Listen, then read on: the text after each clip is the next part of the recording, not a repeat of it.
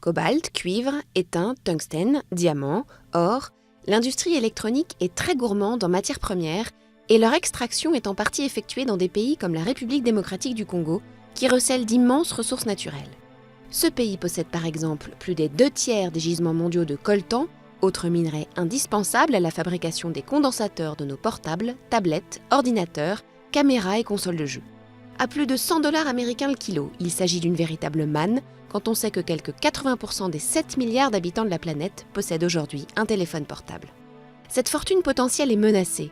Le coltan en particulier ensanglante depuis plus de 15 ans les provinces du Nord et Sud Kivu et du Maniema, où 80% des exportations échappent au contrôle de l'État. Des groupes rebelles, des milices locales et des militaires exploitent illégalement les mines de coltan pour financer leurs activités et acquérir des armes.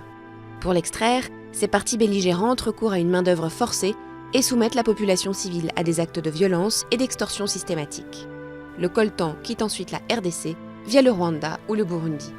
De nombreux fabricants se sont engagés à ne pas utiliser le minerai provenant de filières en zone de conflit, allant même jusqu'à créer leur propre canal d'approvisionnement, comme l'américain Intel.